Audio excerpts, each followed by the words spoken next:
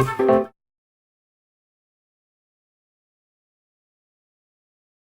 right, so I think we can get started. So welcome everybody to this LIEPP Methods and Approach and Evaluation Seminar. We are very honored today to welcome Dana Wanzer, who is an assistant professor of psychology and evaluation in the psychology department at the University of Wisconsin-Stout.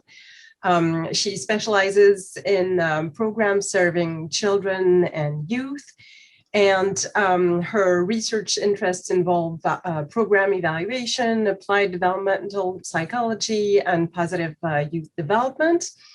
Aside her many publications, she is very active in disseminating knowledge and organizing collective discussions about eval. And I wanted to mention that she has notably initiated and hosts a podcast on evaluation called Evaluators. I'll just send a link in the discussion to feed the reflection on this. And the paper she's going to present today was recently published in the American Journal of Evaluation and deals with the distinction between evaluation and research. And I'll just copy and paste the link to the full paper. So this reflection draws on earlier work on the topic, notably by Sandra Madsen, and considerably deepens and expands and updates the reflection based on an empirical study of evaluators and researchers' perception of this distinction between research and evaluation. So I'm really delighted that she accepted to present today in this seminar, because this reflection is of the utmost importance for LIEPP as an academic actor at the interface of research and evaluation.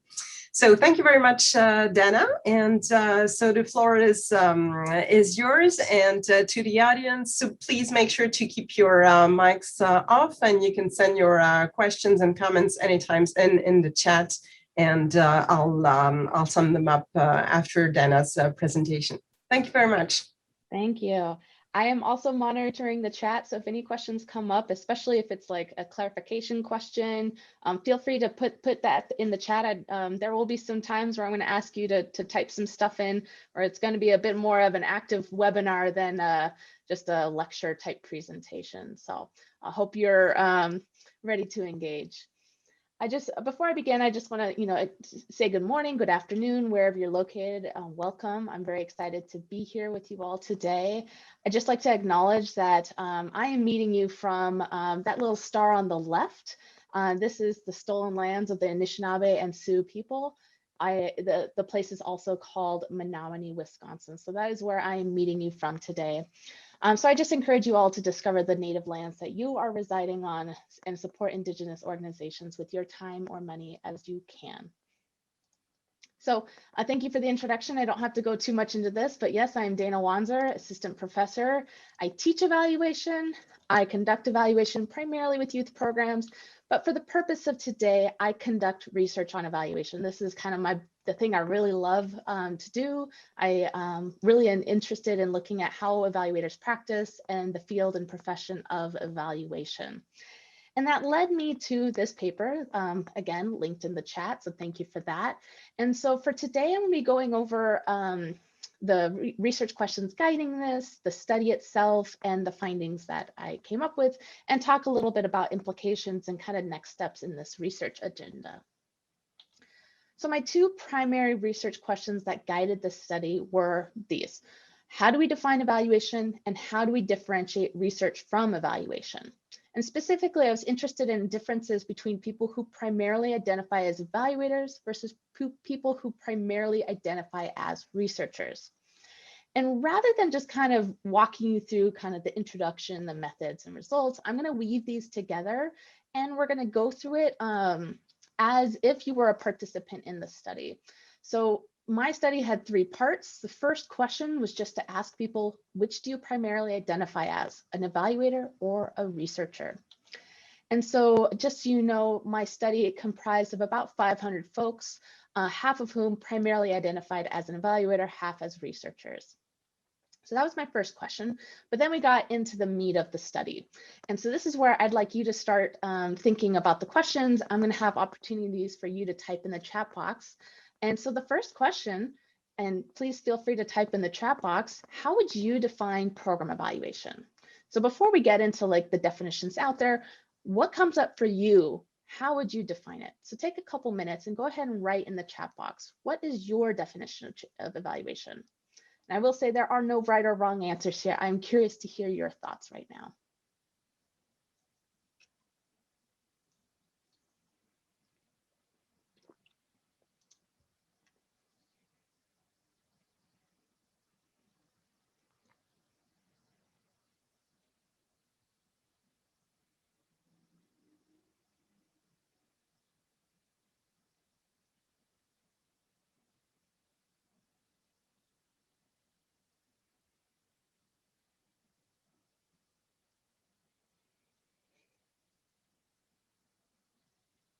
Wonderful. I see a couple coming in.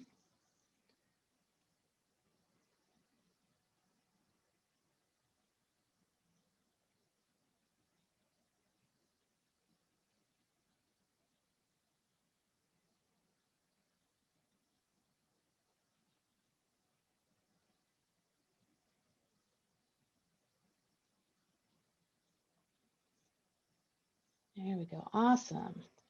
So some things I'm seeing here, we're seeing some about the methods, that it's a systematic investigation, it's about causal inference, it's about gathering and processing data, some systematic assessment, some is focused on the outcomes, looking at to what extent a program reached its goals, being able to make causal inferences, identifying outcomes and functioning, judging the program, and yeah, to what extent the program met its goals, basically. So these are all parts of many definitions. There's a ton of definitions out there. I'm going to focus today on two of them. One of our earliest definitions comes from Daniel Stufflebeam. He is the creator of the SIP model, the context, inputs, processes, and oh gosh, totally blanking on the last P. Anyways, his definition was that evaluation is the process of delineating, obtaining, and providing useful information for judging decision alternatives. So this comes from, we see that a little bit here, where it's like determining whether it's a useful program, but to help the program understand if it's working or not. Whereas Scriven, shortly thereafter, came up with his own definition in the book, The Logic of Evaluation. In it, he defined evaluation the way most of the field has come to define it now. And he says evaluation is the systematic determination of the merit, worth, or significance of something. He also added, when he wrote this definition, that, quote, what evaluation is used for is another matter. And so putting these two definitions side by side, we see Stufflebeam focused primarily on the aspects of decision-making, whereas Scriven focused primarily on the aspects of creating and determining that value judgment.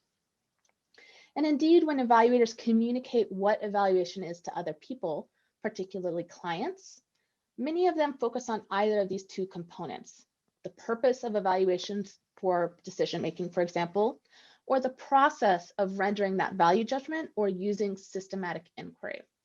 So that comes from Mason and Hunt. I can get you that link later on. That is also in the American Journal of Evaluation. Very good article on how we communicate evaluation to others.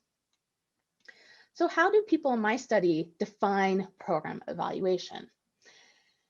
So the definitions that participants provided were coded similarly to how that Mason and Hunt article coded theirs in terms of the purpose and process it provided, for example. And so most participants emphasized that evaluation was about providing a value judgment. 84% of folks mentioned that value judgment as being part of the definition of evaluation. About half of folks discussed some aspect of methodology of the evaluation, many saying simply it's just a systematic inquiry. There are some notable exceptions. Some people just suggest that evaluation is just an RCT, just a quasi-experiment, or some similar study to determine causal effects or causal impacts. About a third of participants kind of latched onto that Stufflebeam component of evaluation, that evaluation is for learning and program improvement and decision making. Evaluators were actually more likely to describe evaluation this way. About 39% of evaluators described purpose for decision making, compared to only about a quarter of researchers. Similarly, evaluators and researchers were equally likely to mention examining processes or outcomes of programs, but evaluators were about twice as likely to emphasize the participation of stakeholders in this process compared to researchers, so about 11 versus 6%. Researchers, on the other hand, were more likely to say evaluation is simply applied research compared to evaluators. So that was the first question. I just asked them, how do you define evaluation? The second question was an open-ended question of how do you differentiate evaluation from research? So same thing here. I'd love for you to type in the chat box, how, if at all, do you differentiate program evaluation from social science research? What is similar and different between program evaluation and social science research for you? So go ahead and type in the chat box some of the things that come up for you. You may not see any difference, or if you do see any difference, where is the difference for you?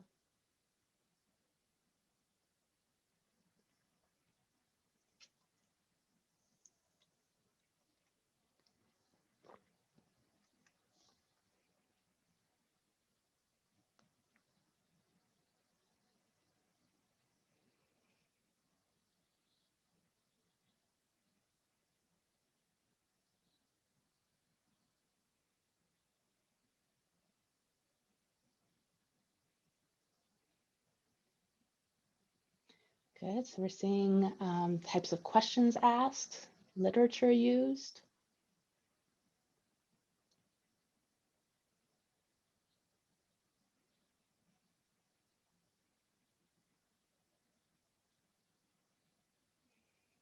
Yep, whether or not we provide recommendations,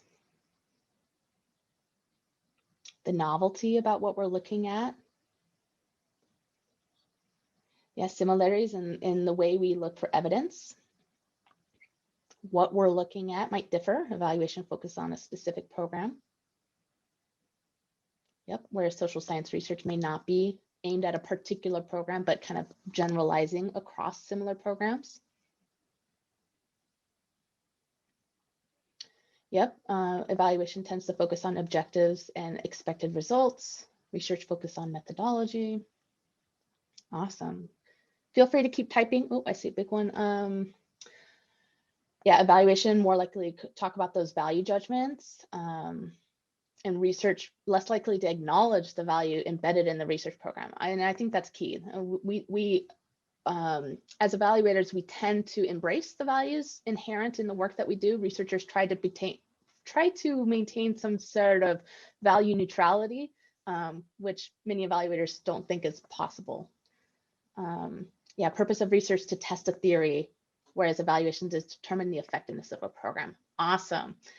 Great aspects that you all identified, and I think we've identified most of these. So you might be familiar with this hourglass model. This comes from Hallie Preskel and John Lavelle in 2010. And in this, they identify how the aspects that differ from research and evaluation tend to be at the beginning and end of the process. At the beginning, research is seeking to generate new knowledge. It's the researcher is driving what is happening in the study. They set the hypotheses. Evaluation is more about informing decision-making for a specific program. The stakeholders often, including funders, often drive what is happening, and it's focused on questions as opposed to hypotheses usually.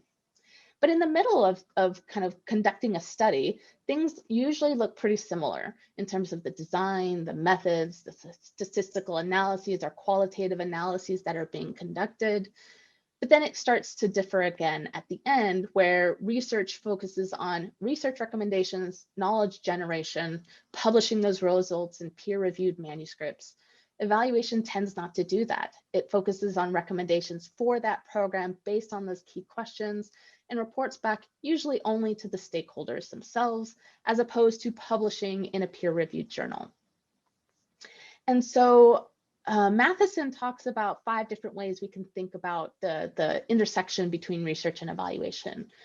And the hourglass, in my view, is very like, is like viewing it as a Venn diagram, that they have their differences at the beginning and end of the study, but they also have their key similarities that they overlap with the design, the methods, and the analyses.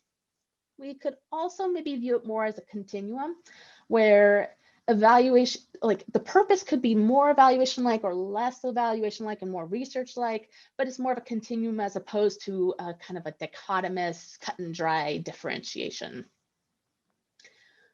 Many people think of evaluation a little bit more like this, that it's a subcomponent of research. It's just a type of research, usually an RCT, a quasi-experimental type design, trying to determine causal impacts and so on.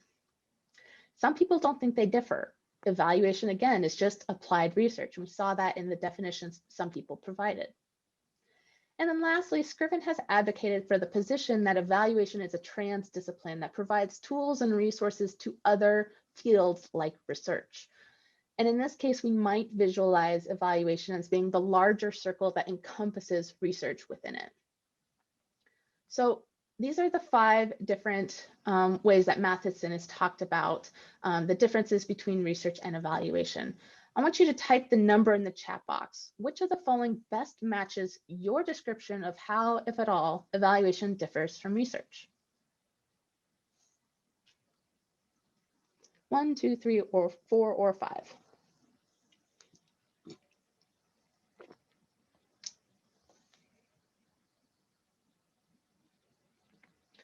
2, 5, 5, 5, 5, lots of 5s. 1, okay, 5, 2. Got more 2s coming in. 5, 1, 2, awesome. So I don't think I've seen a 3 or a 4 yet. Cool, cool, 5. Looks like we're mostly 1s, 2s, and 5s. I'm not sure, I haven't really been counting, but we're pretty even. I feel like there's a lot of 5s and 2s. We'll just say that. So what did my participants say in the study? Which one best matched their description of how it differs? Oops, my animations, I forgot to fix that slide. In my study, most participants thought evaluation and research intersected. So they, most of them thought number 2. And in fact, I think we have more 5s in this group than I saw in my study, which is interesting. So about half of participants thought they intersected. A third thought that evaluation was a subcomponent of research. About 11% thought it was that continuum that a lot of you latched onto. And not very many thought of research as a subcomponent of evaluation or that they were one and the same. But when I looked at differences between evaluators and researchers, I saw some interesting things. Evaluators were more likely to believe that they intersected. More evaluators thought that there were unique differences between research and evaluation, as opposed to research is just a subcomponent, or sorry, evaluation is just a subcomponent of research. On the other hand, researchers were a little bit more likely still to say that they intersected, but more likely than evaluators to say that evaluation was a subcomponent of research.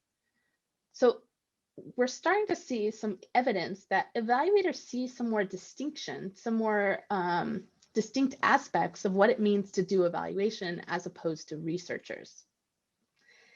And so my second part of the study was to ask people across 23 areas to rate on a 3-point Likert scale, how much do these things differ?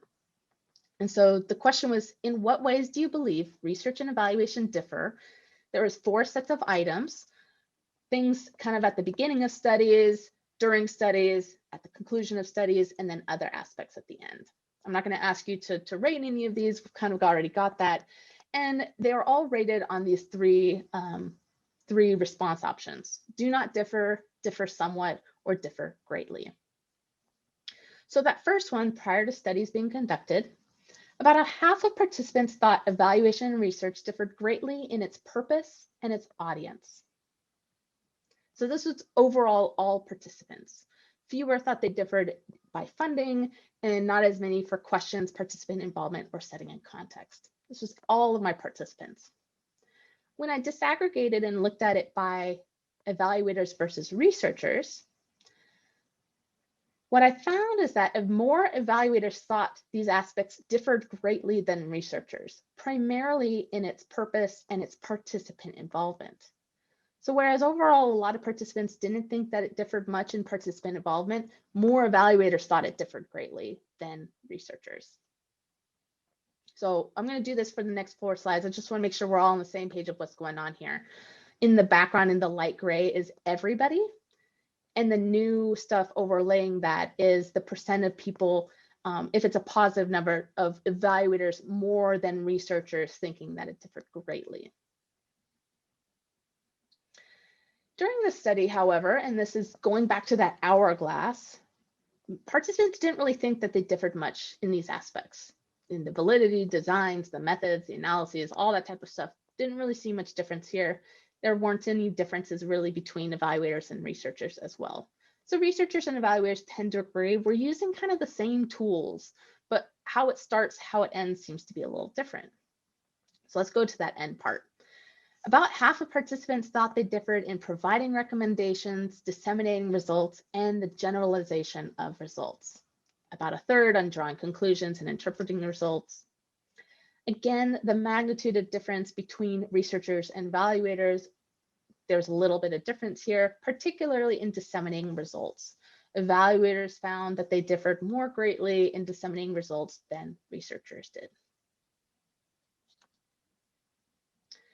And then lastly, and just kind of a catch-all other aspects related to studies in general, about a third of participants thought they differed in politics and value judgments. And again, more evaluators thought they differed greatly in providing those value judgments than did researchers.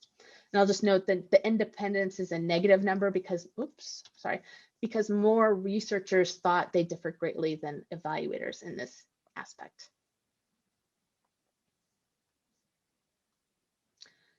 So just want to kind of briefly go over this. The last part asks for some demographic information. I didn't really cover much of this in the paper, and I'm not going to cover much here because there really wasn't much here. There was no difference in like the definitions of evaluation or the differentiation by education level or by field of study. And the last 3 demographics of the percent of work that is evaluation, their membership in professional associations, and the number of courses in professional development and evaluation highly aligned with whether or not they primarily identified as an evaluator or a researcher. So I just stuck with that and I didn't really look at this. So if you're reading the paper and you're like, why didn't you go over that? There wasn't really anything there. So what were the overall conclusions?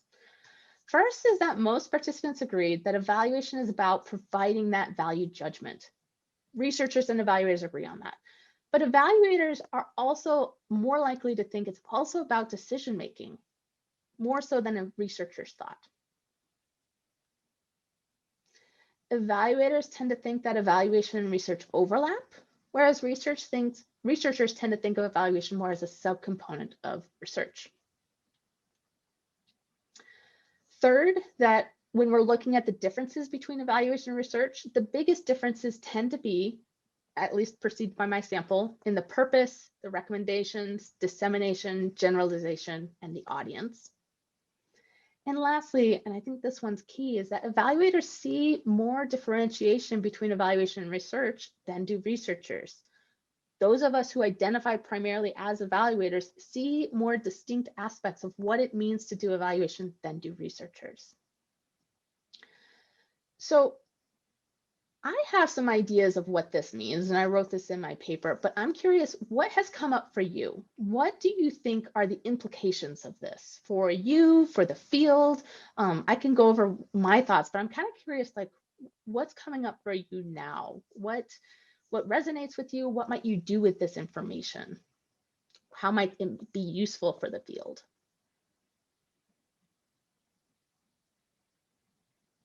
If anybody wants to come on microphone, I think this is a good point if anybody wants to.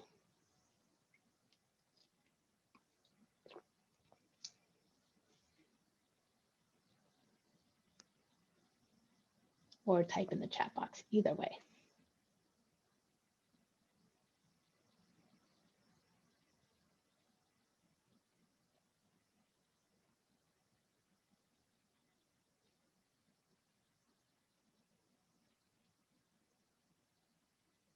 At this point, I wish we had little chat bubbles. Like if somebody were typing, I could see little chat bubbles to see if anybody's typing or not, because right now I have no idea.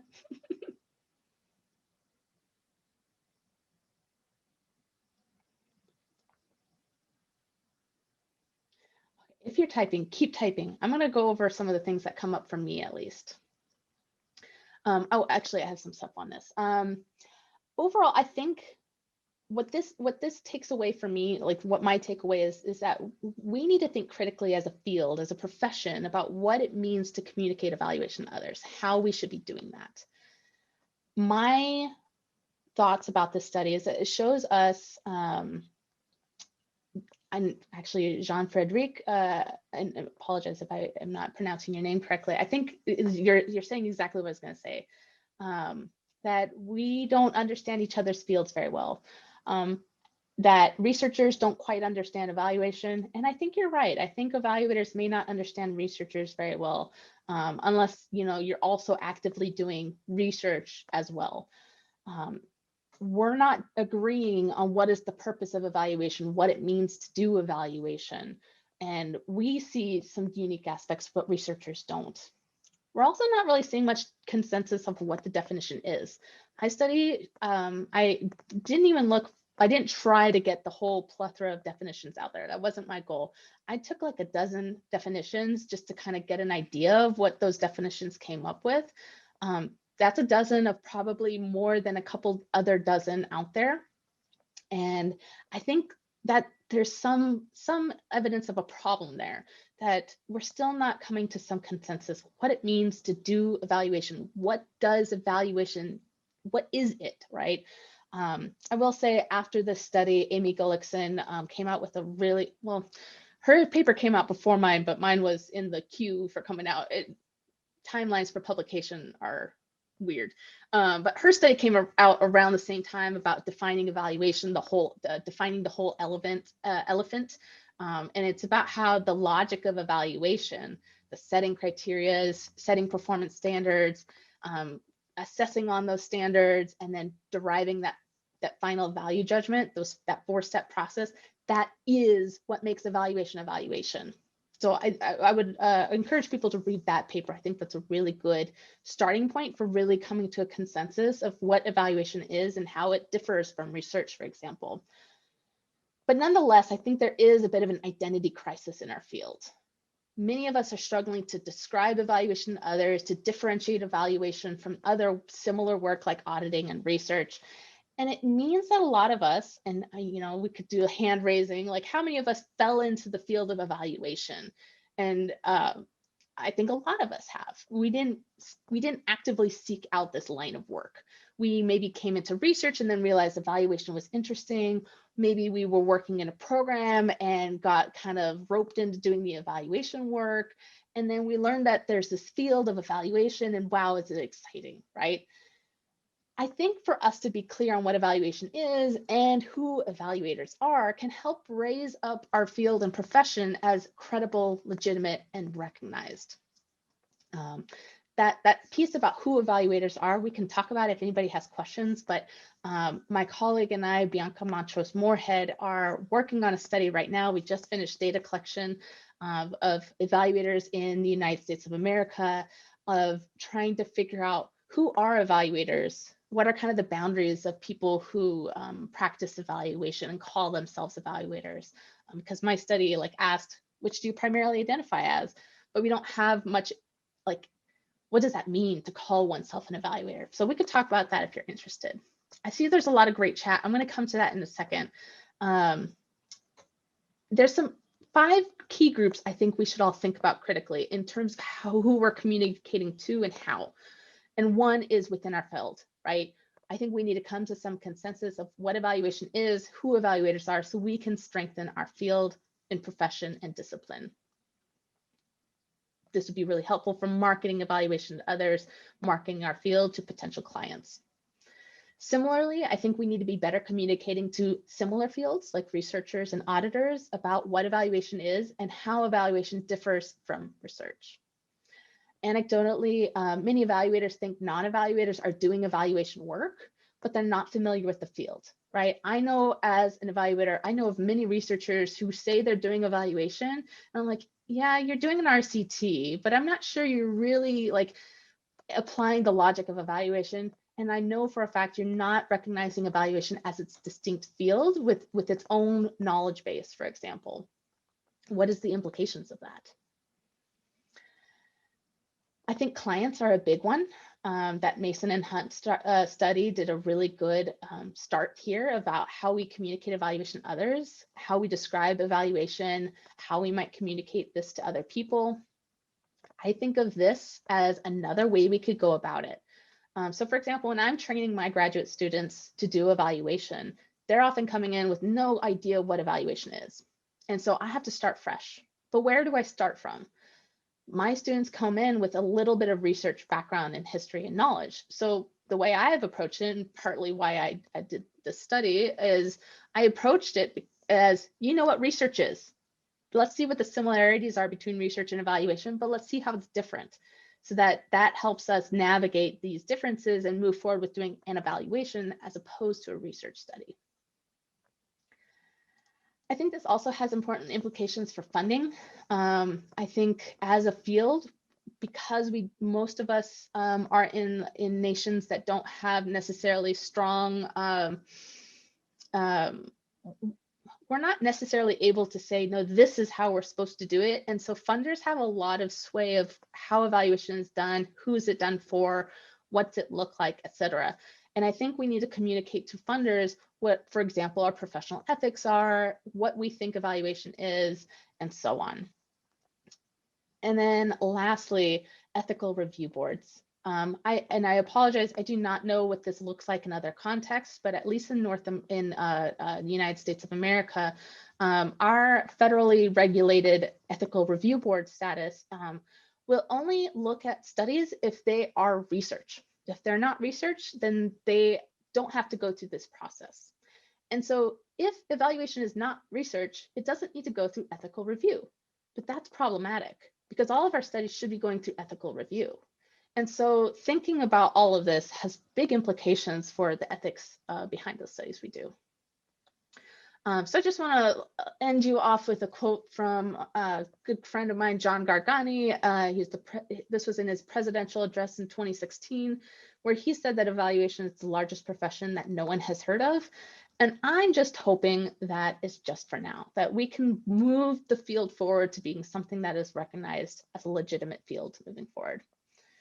All of the materials are available at this website on the Open Science Framework. You can also contact me at that email or tweet at me at that Twitter account handle, Dana Wanzer. Otherwise, I'll leave this up for a little bit, but there's some awesome things in the chat box that I think we should talk about. And then, yeah, if you have questions, feel free to put that in the chat box as well. Thank you so much, Dana. That was a wonderful and very engaging presentation. So some of the discussion has already started in the chat box, indeed. So don't hesitate. There are not that many of us today. We can take oral questions if anybody wants to ask a question orally. And well, maybe I'll start with just a clarification question about the dissemination and generalization. I was interested in how evaluators situate themselves in terms of the need of dissemination, and in what sense does it differ from research. I'm assuming that in terms of generalization, researchers aim for more generalization than evaluators, but what about dissemination? Can you say more about this? Yeah, I think one of the limitations of my study was I was trying to get it nice and short. So when I asked those 23 areas of how they differ, I didn't ask like, in what ways do they differ or not, right? I thought that'd be a little too much for folks. I did have like an open-ended question at the end that people could respond to. And I don't quite remember if anybody said anything about that.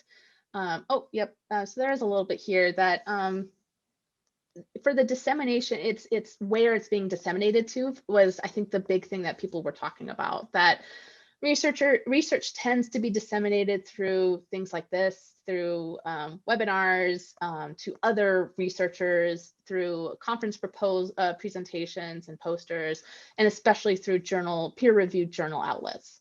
Whereas evaluations tend not to be disseminated in those ways.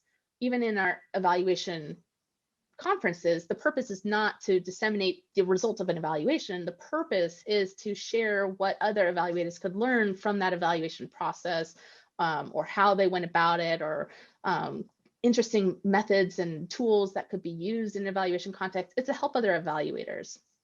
And so the dissemination outlet for evaluation tends to be, final reports, or interim reports, presentations. I mean, we're getting a little bit more creative in what that can look like, but it's still not the same types of outlets as research tends to be. Right, thanks a lot. So maybe a different dissemination rather than more or less dissemination. Yeah, I would say. Okay, yeah, great, thanks. I was also very interested by what you just said about the role of IRBs. So for example, when researchers in universities conduct evaluations, do they not have to go through IRBs, or how does it work? Is it linked to the person's institutional grounding, or is it connected to the status of the study itself, whether research or eval? The way I teach it, and the way I think most IRBs would recommend, is you always submit your IRB regardless, right? You submit your proposal to IRB regardless of what you think it might be. But and unfortunately, it's not a standardized process. So each institution is going to look very different what this process will look like. But at least at my institution, the first question is, and actually both the institutions I've been at, the first question is it research? Meaning, is it supposed to generalize, like contribute to the generalizable knowledge base? And in all my evaluation cases, the answer, almost all, I should say, almost all, the answer is no, right? That's not the purpose of what I'm doing. I'm not going to go publish this evaluation in some journal. I might later, in which case then it's a secondary data analysis research project. And there's a distinction there. And so when I say no on that first question, IRB kind of kicks it back and says, like, I go through the whole process still, but it'll say your study does not meet the qualifications of a research study, and we're not even going to look at it. And so it's like, that's a little frustrating sometimes. Honestly, sometimes I kind of just go with like, okay, yeah, it's research, but am I going to publicly disseminate it? No. And so that at least it goes through the review process. 9 times out of 10, it's what is it? Not even, gosh, I'm blanking on the, it doesn't even have to go through the process. Like a person reviews it and says like, it's like the minimum standards, whatever, it's fine, just go forward. So I don't know. When you're in an I'll just add, when you're in an institution, I think there's a lot more concern about making sure you go through that process. But a lot of evaluators are individually practicing evaluators, independent consultants. They have to find independent IRB groups, and there's many that exist. Unfortunately, they're very fast turnarounds. Oh, thank you, Jeff. Exempt. Most of my studies are exempt versus like expedited or having to go full board. Thank you, Jeff. But those are expensive. And again, if it's not research, which is technically what our federal regulations say, like, do we really need to be going through that? And so in my mind, I would argue we need to not limit it to research, or we need to change our definition of what could go through this process in a way that incorporates evaluation studies as well, so that they're going through the same ethical review process as any other study. That's fascinating, because it's also interesting in what it reflects in terms of what the ethical risk perceived by IRBs is, and it's apparently connected to publication rather than to the process of producing the results, which can also involve ethical risks. So yeah, that's really interesting. It's also really interesting because some folks, some folks in, like, for example, the Netherlands I know of, they think ethical standards should also incorporate things like, what is your sample size, right? Like, their argument is like, if you're not collecting a sufficient sample to adequately power your study design, is that ethical?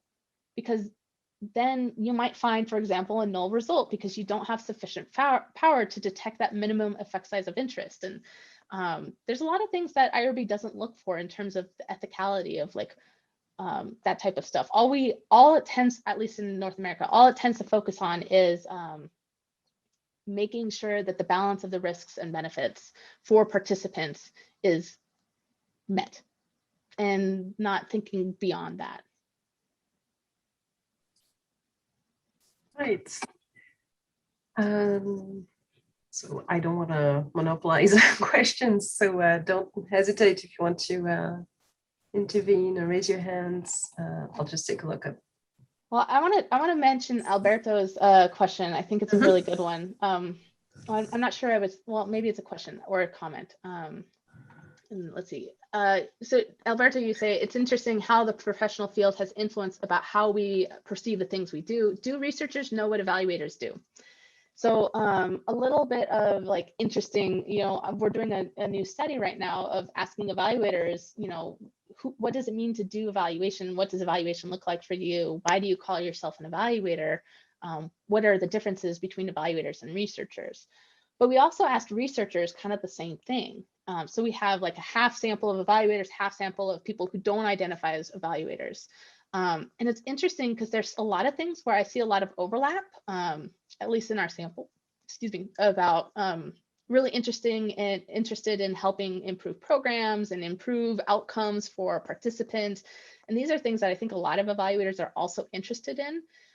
But when it comes to some of that nuance, the stuff that like makes evaluation, they don't quite know that, right? They don't know about the logic of evaluation. So when we ask them about things like criteria and standards and value judgments, they don't have a good understanding of what that means.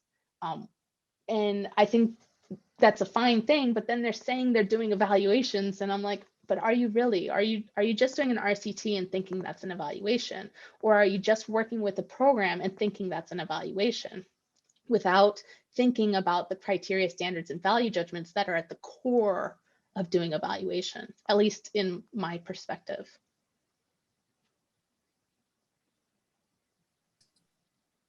Yes, I think it also relates to the question of how people are trained into evaluation, and the fact that in universities, not many people are trained as, I mean, it's developing and there are some programs, but most researchers doing evaluation come from disciplinary backgrounds and not from an evaluation background. So. Exactly. There's an interesting remark also in the chat by Mathieu Musti saying that in terms of professional trajectories, most evaluators have a research background, but the opposite appears less true. Is that something that comes up in your current study as well? In terms of our first question did ask, well, I will say I don't know about the study I just talked about, the what is evaluation study that was the purpose of today's talk. That I didn't have that demographic information to really understand that. In the study we're just doing right now, we asked, the first question was kind of like, what led you to get into the field? And most people interpreted that as like the trajectory of how they got into doing evaluation or doing research, whichever one they kind of identified with. And most of them did come from a research background, I would say. That being said, I do have a colleague who did his master's thesis on kind of the timeline trends of how people got into evaluation. And I think a lot of people get into evaluation also from a programmatic standpoint, that they are a program manager or something, that they're either running or directly implementing a program, and they get somehow roped into doing the evaluations for that. And then they realize, oh, I have no idea what I'm doing. And they figure it out, and then they fall in love with it if they decide to go that route. So I think that's also a common way people get into it. But it's interesting. I'm not sure we had so many of those folks in our study, which it was, you know, just 40 folks in this in-depth qualitative study though. So. Right. And what about the reverse trajectory of evaluators coming to research? Does that happen? Do you think that happens often? The people coming to research from a professional practice of evaluation? I think a little bit. I mean, I think there are a few folks like myself who do both, right? Like this study is an example of my research, but my research is on the practice and field of evaluation. So I do a lot of research on evaluation. That's kind of the thing I really enjoy doing. Not a lot of folks do that. And so I'm trying to think if I know anybody who was an evaluator who then went pure research. By pure research, I mean like applied research still as well, but I don't really know of many folks like that. I think most folks that I know of tend to go like they call themselves an evaluator and then they find that that term is very limiting for them. And so then they start calling themselves like a consultant or an evaluation facilitator or something, or a strategist, things like that, as opposed to changing to researcher. Right. So in the chat, Rachel Reed confirms your idea that some people come to evaluation from program managing, especially in the case of informal evaluation done within nonprofits or NGOs. So that's indeed another path. Jean-Frédéric raises the question of the disciplinary differences in terms of who gets involved in evaluation. And this is also something that we're interested in at LIEPP as an interdisciplinary Center for Policy Evaluation. So, for example, you come from psychology, which is a historical founding discipline for evaluation. So, did you notice any differences in this respect in terms of how researchers identify the differences between research and evaluation, depending on the disciplines they come from? Or yeah. Because of our recruitment strategy, we primarily got folks kind of like the study from the American Educational Research Association. So most folks were coming from an educational background. So what I'm seeing in our study is mostly psychology, education in general, which could incorporate educational psychology, but also sociology, anthropology. I see that as well. We got some interesting folks that come in from weird places, I would say, things you wouldn't normally think, like, ooh, like, oh, that makes sense. Like, I feel like I've seen somebody in one of my studies that said their field was like zoology. Like, I wouldn't necessarily expect somebody in that background to go into evaluation. But I think the one discipline that I really want to examine further is economics. I think economics and that field and what they think of evaluation is so far different from any other field that I think economics is strictly thinking program evaluation is that RCT. Yeah, go for it. Yeah. You know, I study economics first and then sociology in Paris, and my first wife was a student in psychology, and it's a very big difference between the way you enter the discipline, because it's obvious for an economist that you have to evaluate, you have to help, you are an help for decision making. It's obvious, and I was very surprised in sociology, in anthropology, even to think about recommendations. It's a question, a big question, and some don't want at all to put forward any recommendations. So it's a long time ago. Yeah. well, last the century. But for me, what's a very big surprise, you know, and what is another surprise that in economics, it's not question at all. It's obvious for economists that you have to help this decision making, and you have to do cost benefit analysis, and even the question on what is cost analysis, and what does it mean, and what are the consequences of doing this type of research. It's not question at all. Yep. Yeah, and I get it. I think I agree with you. I'm not sure it's quite different in the States, but you have to look forward for economics. Yeah, I follow some economists on Twitter, and one of them, their course for program evaluation, I was like, ooh, this will be interesting. I look into it, and it's like a whole nother language. I can't understand it because that's not my background and training.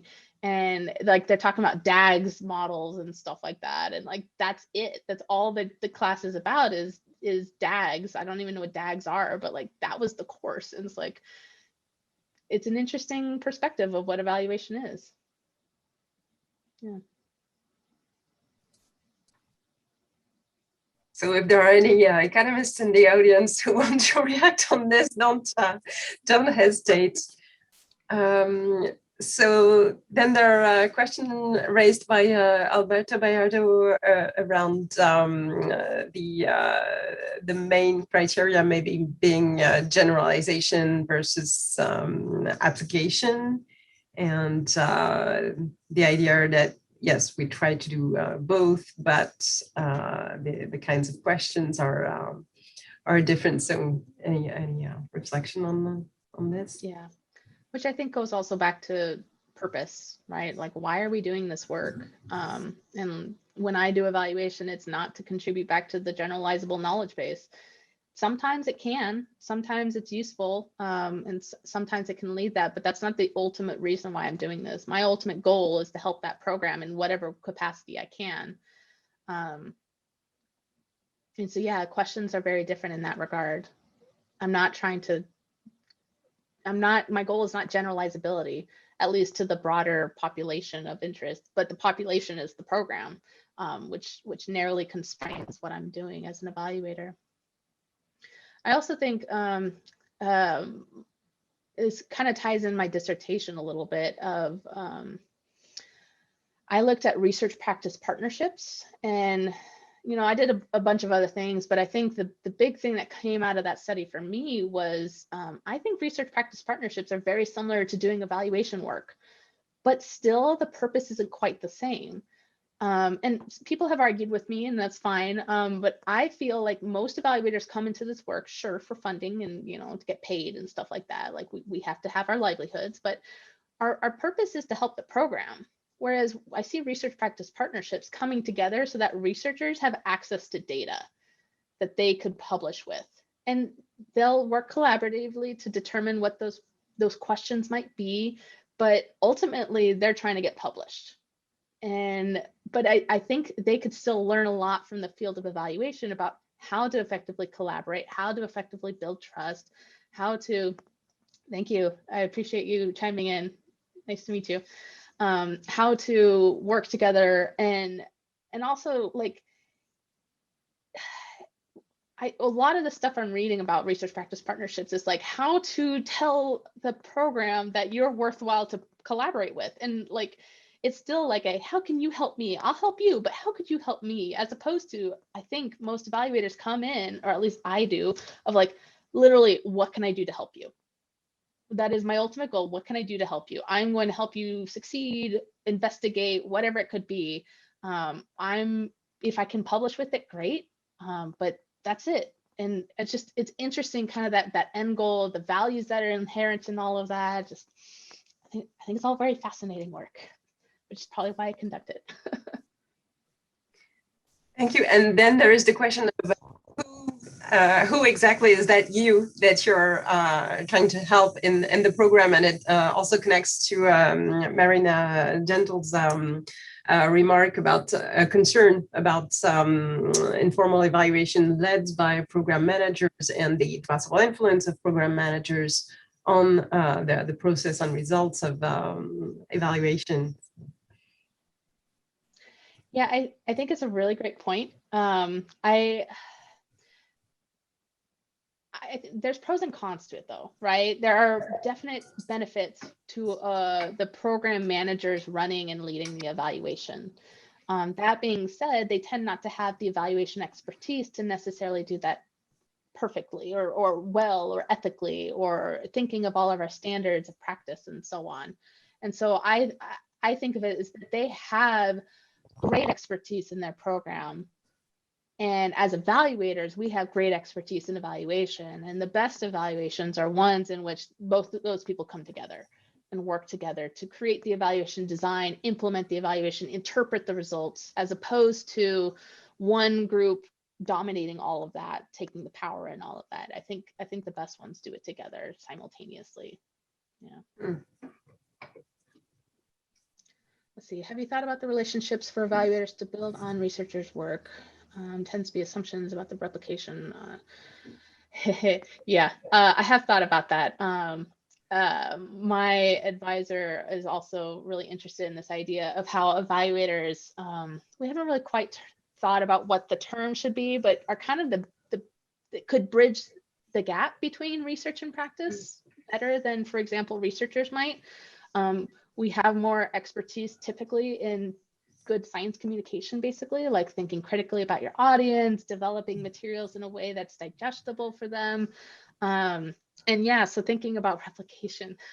I mean, I have a lot of thoughts about that. One day I'm going to write a paper on open science for evaluators and like what that means. And I think replication is a big part of that. Yeah, catalyst, bridge, connection, weaver, integrator, boundary spanner. There's a lot of terms out there. They all have kind of unique aspects to it that could have been my dissertation, but we ended up not going that route. But there isn't actually some colleagues at University of Tennessee have done some interesting work on evaluation scholar practitioners, and some people think of their role that way, as kind of building the gap between evaluation scholarly literature and practice, and so they do both and stuff like that. Yeah, I think we're bridge people, but I'm not sure bridge is quite the correct metaphor, right? Because then it doesn't necessarily bring people together. It just means we have to go back and forth, right? It's like, how do you it's where the metaphor comes in. We start kind of trying to figure things out, but that's the fun part about words. Having them in the same Zoom is a first is a first step. Yeah, exactly. Yeah, Muriel, I agree. I think the answers given by experimental and quasi-experimental methods are very narrow, and those don't always answer our evaluation questions. So then when we think about the paradigm wars and the qual versus quant or the gold standards of RCTs, it's like, sure, they're great when you have experimental questions and your goal is to determine causal impacts. That's perfect. But if that's not your goal, which is 9 times out of 10 in my evaluations, it's usually more descriptive questions about how well are we doing? How can we improve what we're doing? Can't answer that with an RCT.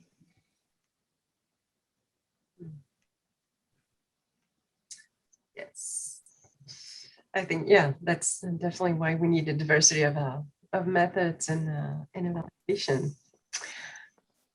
All right, so I think we've gone around most of the comments and questions. If nobody else wants to raise any questions, well, maybe we'll stop here. Thank you so much, Dana, for your presentation and this very engaging discussion. And we're looking forward to following the rest of your work. Thank you so much for coming here and taking the time today. Bye-bye. Yeah, thank you for inviting me. Thank you all for coming, everyone. Thank you. Thank you.